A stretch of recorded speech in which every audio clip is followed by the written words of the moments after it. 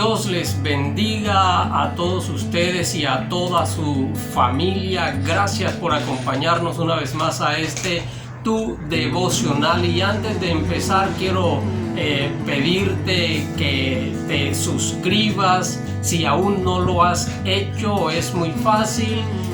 Simplemente si es desde tu celular, le das clic allí en el enlace en las letras azules para que te abra la página en YouTube y le das clic a suscribirte y le das clic a la campanita de notificaciones para que te lleguen los videos cuando los subamos. Es muy fácil. Si ya lo hiciste, no tienes por qué volverlo a hacer. Y un favor más, me están enviando sus comentarios al interno, al WhatsApp, y les voy a pedir el favor de que lo envíen allí en los comentarios de la página de YouTube. Hoy les traigo un tema muy especial que he titulado Rompiendo las ataduras del pasado, y me he basado en el capítulo 13 del segundo libro de Samuel en adelante. Una atadura es una ligadura, es eso que te impide moverte y avanzar. Es eso que te va destruyendo y te quita la libertad de hacer o de alcanzar muchas cosas que deseas alcanzar. Existen ataduras físicas, emocionales, espirituales, culturales. Existen ataduras sociales, ataduras económicas, unas voluntarias, otras involuntarias. Hay ataduras nuevas, pero también hay ataduras que se transmiten de una generación a otra. Y todas tienen algo en común, y es que te oprimen, te atormentan, te esclavizan. Y todo empieza por algo sin importancia. Una simple mentira piadosa, un acepto este trato. Muchas veces, sin darnos cuenta, estamos abriendo una puerta de esclavitud. Estamos esclavizándonos nosotros, pero también podemos estar esclavizando a nuestras generaciones. ¿Sabe por qué? Porque esas puertas que un día alguien abrió y que nunca se preocupó por cerrarlas, dejó pasar esas pequeñas mentiras, las malas palabras y muchas otras cosas que con el tiempo se fueron desarrollando en hábitos y conductas destructivas, llegando a convertirse en maldiciones para lo que somos, para lo que hacemos, para lo que tocamos. Éxodo capítulo 20, versículo 5 dice: porque yo soy Jehová tu Dios, fuerte, celoso, que visito la maldad de los padres sobre los hijos hasta la tercera y cuarta generación de los que me aborrecen. Muchas de las cosas con las que hoy usted y yo nos encontramos luchando no solamente nos han sucedido a nosotros, sino que puede ser que alguien en el pasado lo permitió, lo dejó pasar, dejó una puerta abierta, y nosotros hoy nos encontramos luchando con las consecuencias de los errores cometidos por otros en el pasado. Ahora, ¿cómo se forman las ataduras? La Biblia registra la historia de una familia marcada por la violencia, una familia de linaje real, pero fue una familia que creó ataduras fuertes que a la postre se convirtieron en maldiciones. Y aunque hoy leemos, cantamos y nos edificamos con sus historias, fue una familia atada a hechos trágicos por las puertas que se abrieron. En primera y segunda de Samuel se registra la historia de la familia de David, y muchos creen que el pecado de David comenzó con Betsabé, pero esta puerta de maldición se abrió mucho antes, durante su exilio en los tiempos del rey Saúl. David comenzó a tener muchas mujeres. En aquel tiempo culturalmente era admitido, pero este era un comportamiento que transgredía la ley de Dios. Y esta puerta de maldición para la familia real se abrió cuando David buscó a Abigail, la que era mujer de Nabal, y comenzó la poligamia del rey. De allí en adelante, el adulterio para David se convirtió en algo rutinario. Esto trajo como consecuencia que David tuviera muchos hijos de distintas mujeres. Y esto desembocó en que el rey no tuviera una relación normal de padre a hijos. Ahora, cada hijo era de distinta madre. Y cada madre era de distinta región, de distintos lugares, con costumbres distintas, por lo que los hijos, aunque eran hermanos, no desarrollaron lazos familiares estrechos, afectivos. Pero no solo fue esa la consecuencia, hay más, porque dentro de esos hermanos había uno llamado Amnón, que era el primogénito de David y heredero legítimo al trono, a la corona de Israel. También encontramos a una joven llamada Tamar y a otro joven llamado Absalón, los cuales eran hijos de una princesa, hija del rey de Gesur. Entre estos dos, por ser hijos de la misma madre, sus lazos fraternales eran muchos más fuertes. Entre estos tres y su padre, el rey David, se desarrolla una trama de violencia, odio, violación y muerte que tiene su origen en una puerta que se dejó abierta. Amnón, primogénito del rey, se enamoró perdidamente de su hermana Tamar y fue tanto su deseo de tener a su propia hermana que un día pidió consejo a su primo. Y allí en el texto que leímos, en el verso 5, dice la escritura: y Jonadab le dijo: acuéstate en tu cama y finge que estás enfermo, y cuando tu padre viniere a visitarte, dile: te ruego que venga mi hermana Tamar para que me dé de comer y prepare delante de mí alguna vianda para que al verla yo la coma de su mano. El rey se lo concedió. Tamar llegó y la violación se consumó. Tamar es violada por su propio hermano. Esto abre otra puerta de resentimiento en el corazón de su otro hermano llamado Absalón. Pero esto no termina aquí, hay más.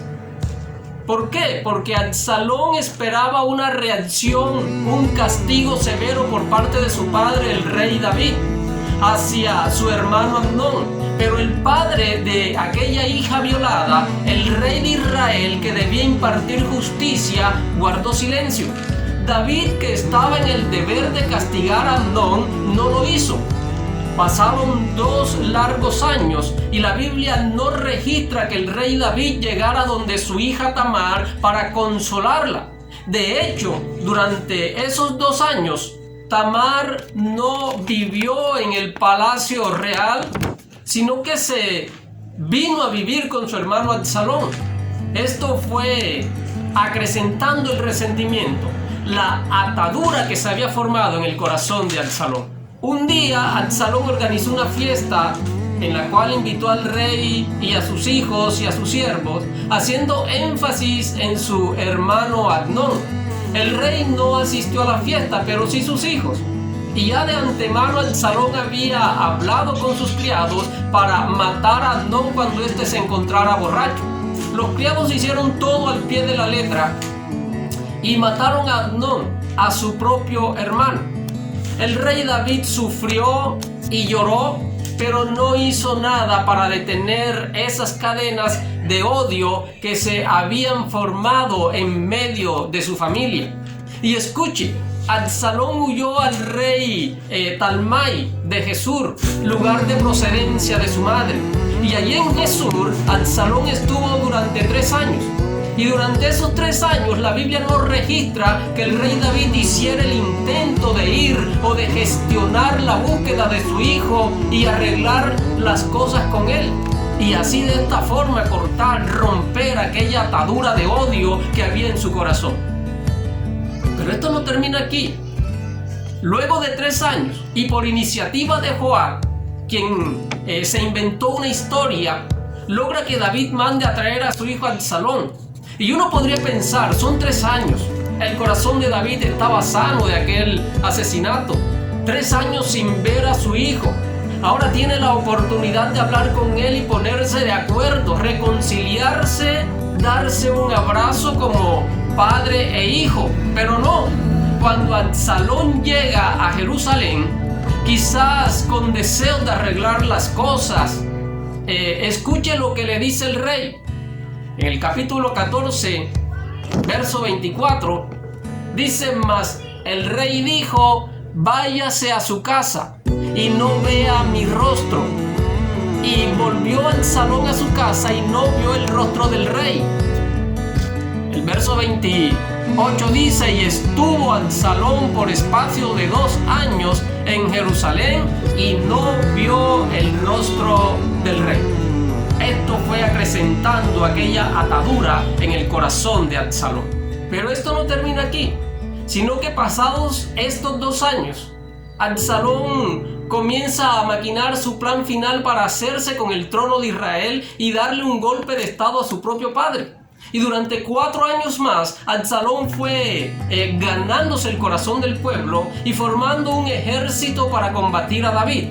El resultado de esta batalla terminó con la muerte de Absalón, hijo del rey. En total fueron 11 años. 11 años desarrollando en su corazón ataduras de resentimiento, de rencor, de odios, ataduras de muerte. Y durante esos 11 años, el rey David, su padre, no asumió su responsabilidad. No tuvo la gallardía de ir donde su hijo y romper esas cadenas. ¿Te has preguntado en alguna ocasión si has generado alguna atadura en la vida de tus hijos, o en tu pareja, o en alguna otra persona? Cuando has cometido un error o una injusticia contra alguno de ellos, has llegado delante de esa persona, has arreglado la situación con ellos para que esa puerta que en cierto momento abriste sea cerrada.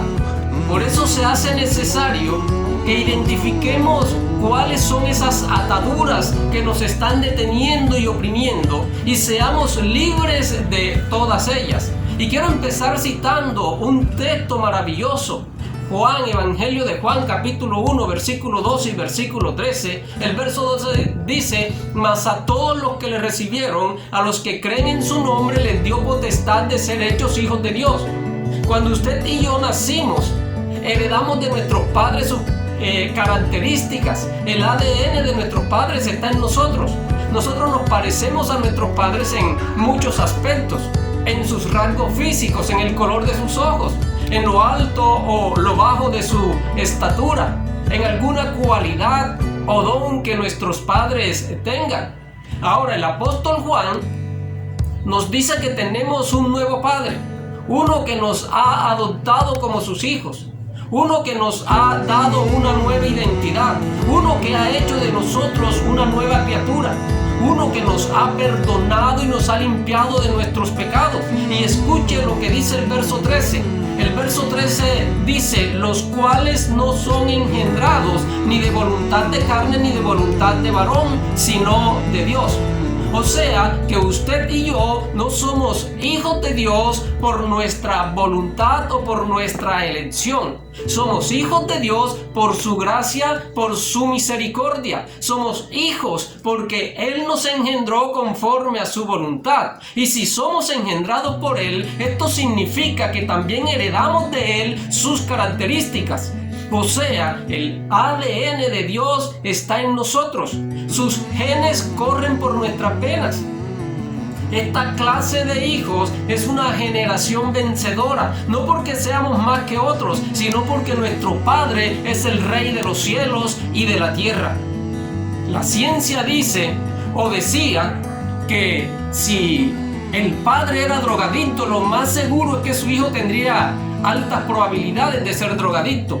Igual sucede con el que era alcohólico o sufre una enfermedad, tiene tendencias suicidas o es adicto a la pornografía o a las inmundicias sexuales. y muchas cosas más. El hecho es que esas características o cualidades iban pasando de una generación a otra, convirtiéndose en una atadura de esclavitud o una enfermedad generacional. Pero recientemente la ciencia ha descubierto algo que la Biblia registra desde mucho tiempo atrás, y es una rama de la genética que se llama epigenética y que significa por encima de los genes. Se creía que los genes no se podían cambiar o modificar, sino que así como los recibimos teníamos que ser. O sea que usted y yo teníamos que desarrollar en nuestras vidas esos defectos o características o enfermedades o ataduras que por los genes pasaban de padres a hijos. Pero la epigenética dice que aunque heredamos los genes de nuestros padres con sus características, no significa que algunos de esos genes no puedan ser desactivados, cambiados o modificados. Dice la epigenética que estas características pueden ser cambiadas por nuestras decisiones, escuche bien, por las experiencias que vivamos. En otras palabras, usted y yo podemos desactivar todas las cosas malas que podamos heredar de nuestros padres o de nuestros antepasados. Es solo cuestión de tomar decisiones acertadas en los momentos adecuados. Nosotros no tenemos por qué hacer realidad en nuestras vidas o por qué vivir una vida atada y esclavizada a los pecados que vivieron nuestros padres.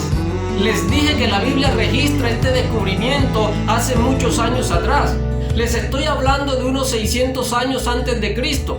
Ezequiel capítulo 18. Allí en ese capítulo Dios habla al pueblo a través del profeta. En aquel entonces había un dicho muy popular en Israel, un refrán usado por muchos y por varias generaciones. De hecho, muchos enseñaban popularmente a base de refranes. Y el refrán decía: ¿qué pensáis vosotros? Versículo 2. ¿Qué pensáis vosotros los que en la tierra de Israel usáis este refrán que dice: los padres comieron las uvas agrias y los hijos pasan la dentera?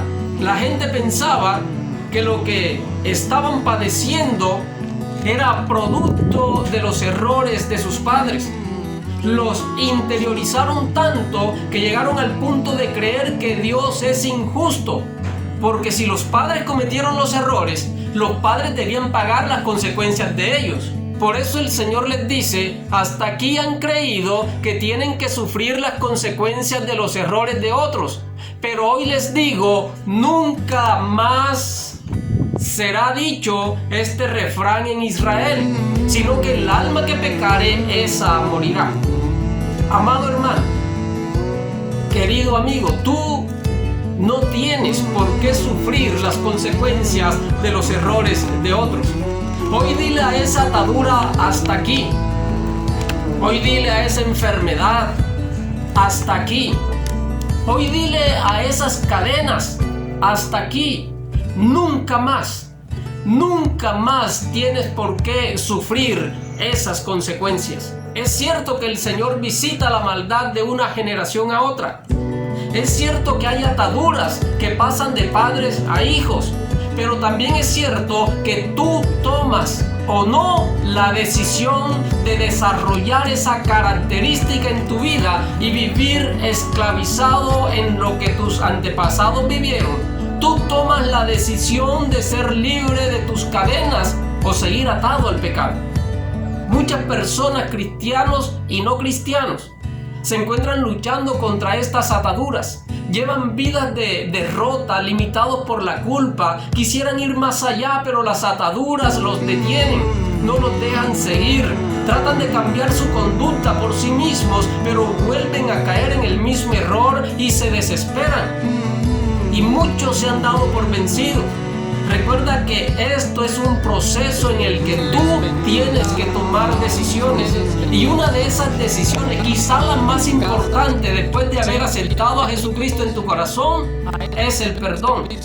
Si eres una de esas personas que han sido lastimadas, heridas, rechazadas, humilladas, traicionadas, y esto ha ido llenando tu corazón de rencor y resentimientos, yo quiero decirte que tienes que cortar con todo aquello que te lastimó, todo aquello que le hizo daño a tu vida.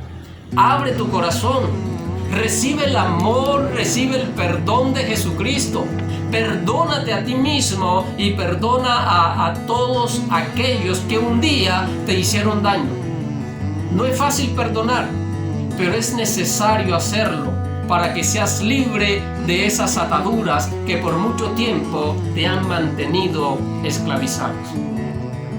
Que Dios te bendiga, querido hermano. Que Dios te bendiga, querido amigo. Gracias por escucharnos y te recuerdo suscribirte si aún no lo has hecho.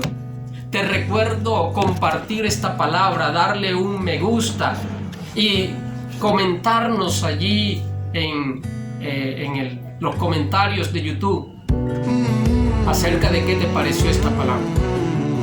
Nos vemos en nuestro próximo devocional. Dios te bendiga.